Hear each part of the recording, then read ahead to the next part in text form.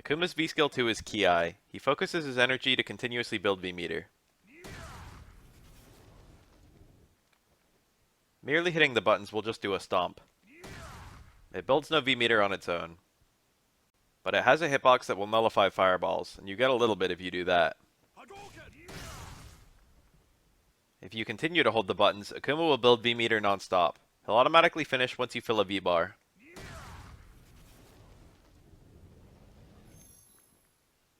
At any point during the charge, you can input half circle back punch to throw a red fireball. Which punch you use affects the speed. But regardless of which one you use, it's only a single hit. It won't dissipate based on range though. This red fireball does multiple things. One, it helps Akuma use the V-Skill during a fireball war, without much opportunity cost.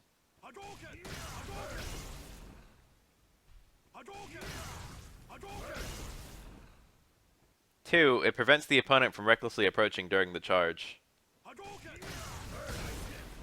But be aware that since ending the Ki has a lot of recovery, and the only other way to end it is throwing a fireball, you're extremely vulnerable to jumps.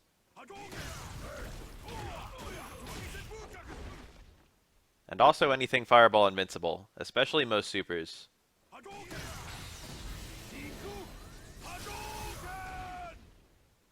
You can cancel into this V-Skill like a special move. It has a hitbox that will launch the opponent. It builds decent V-meter. It's quite unsafe on block at -13. And the red fireball is unsafe on block at -6. There's also a window to hit Akuma between the Ki hit and the red fireball hit. On hit, you can cancel to heavy red fireball for a juggle. Or you can delay the red fireball for extra V-meter and a meaty. Or you can just hold the Ki for even more V-meter. In the corner, you need to delay the red fireball a bit to get the juggle.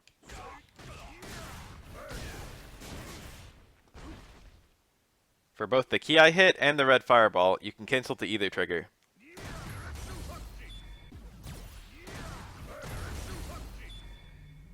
But the red fireball trigger only works if you connect immediately. On grounded opponents, Ki creates a free juggle state.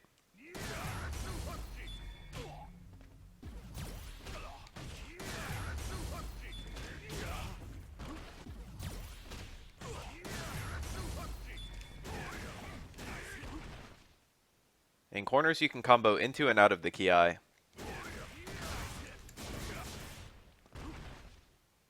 I think Akuma's VS1 is probably the single most versatile V-Skill in the game. It gives him combos, a V-reversal punish, a fireball punish, an anti-air, and pretty good V-meter build all around.